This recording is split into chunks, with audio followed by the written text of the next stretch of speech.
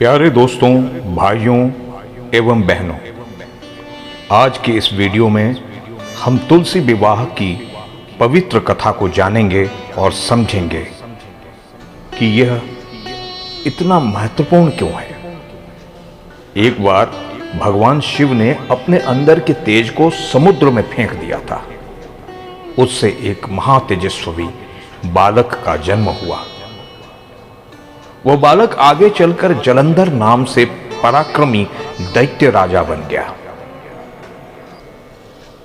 कालांतर में इसी दैत्यराज जालंधर का विवाह कालनेमी की कन्या वृंदा से हुआ।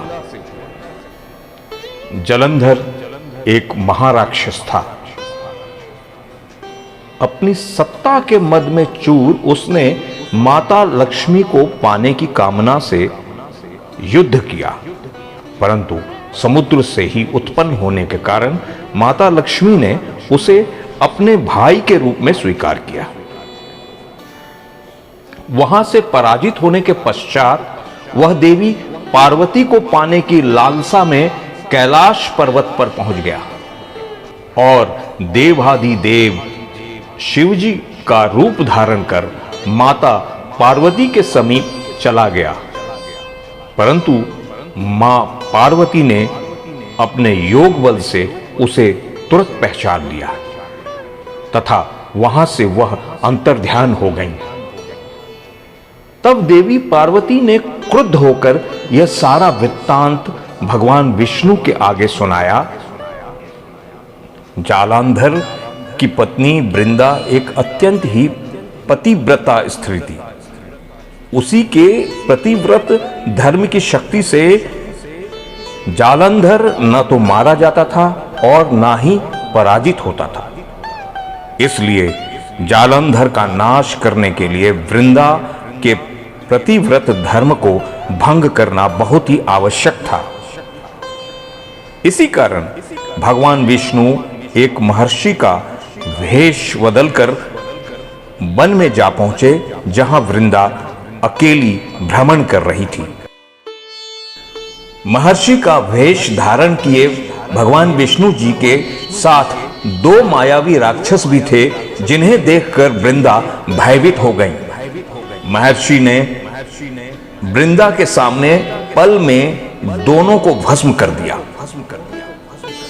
उनकी शक्ति को देख वृंदा ने कैलाश पर्वत पर महादेव के साथ युद्ध कर रहे अपने पति जालंधर के बारे में पूछा। महर्षि ने अपने माया जाल से दो बानर प्रकट किए। एक बानर के हाथ में जालंधर का सिर था और दूसरे के हाथ में धड़। अपने पति की ऐसी दशा देखकर वृंदा मूर्छित होकर गिर पड़ी और जब होश में आई तो उसने महर्षि रूपी भगवान से विनती की कि वह उसके पति को जीवित कर दें। महर्षि रूपी भगवान ने अपनी माया से पुनः जालंधर का सिर और धड़ को जोड़ दिया, परंतु स्वयं भी वह उसी शरीर में प्रवेश कर गए। वृंदा को इस छल का तनिक भी आभास न हुआ। जब जालंधर बने भगवान के साथ वृंदा प्रतिव्रता का व्यवहार करने लगी, जिससे उसका सतीत्व भंग हो गया। ऐसा होते ही वृंदा का पति जालंधर युद्ध में हार गया। जब इस सारी लीला का प्रभाव का पता वृंदा को चला तो वह क्रुद्ध होकर भगवान विष्णु को हृदयहीन शिला हो जाने का श्राप दिया, परंतु अपने भक्त के श्राप को भगवान विष्णु ने स्वीकार किया और शालिग्राम पत्थर बन गए। सृष्टि के पालनकर्ता के पत्थर बन जाने से ब्रह्मांड में असंतुलन की स्थिति होने लग गई। यह देखकर सभी देवी देवताओं ने वृंदा से प्रार्थना की कि वह भगवान विष्णु को श्राप से मुक्त कर दे, लेकिन वृंदा ने भगवान विष्णु को श्राप मुक्त करते ही स्वयं आत्मदाह कर लिया। जहां वृंदा भस्म हुई थी, वहां तुलसी का पौधा उगा भगवान विष्णु ने वृंदा से कहा कि हे वृंदा, तुम अपने सतीत्व के कारण मुझे लक्ष्मी से भी अधिक प्रिय हो गई हो। अब तुम तुलसी के रूप में सदा मेरे साथ रहोगी। तब से ही हर साल कार्तिक महीने के देव उठावनी एकादशी का दिन तुलसी विवाह के रूप में मनाया जाता है।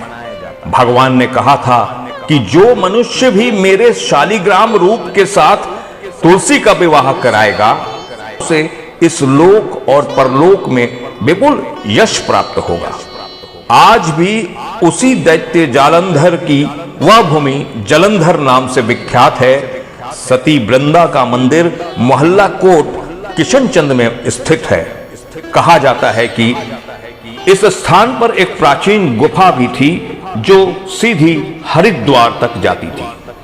दोस्तों, जो कोई भी सच्चे मन से 40 दिन तक सती वृंदा देवी की मंदिर में पूजा करता है उसकी सब मनोकामनाएं पूरी होती हैं तथा जिस घर में तुलसी होती हैं उस घर में यम के दूत भी असमय नहीं जा सकते। मृत्यु के समय जिसके प्राण मंजरी सहित तुलसी और गंगा जल मुख में जाकर निकल जाते हैं उसे पापों से मुक्ति और बैकुंठ धाम प्राप्त होता है। जो कोई इसी तुलसी व आंवला के छाया में अपने पितरों का श्राद्ध करता है उसके पितरों को मोक्ष प्राप्त हो जाते हैं। दोस्तों एवं भाइयों बहनों, मिलते हैं और भी कई ज्ञानवर्धक वीडियो के साथ। आप सभी का आभार, आप सभी को बहुत बहुत धन्यवाद। अगर वीडियो अच्छी लगी हो तो सब्सक्राइब करें, लाइक करें, कमेंट करें और इसको शेयर करें। भारत माता की जय। जय भारत, जय महाराष्ट्र। वंदे मातरम, वंदे मातरम, वंदे मातरम।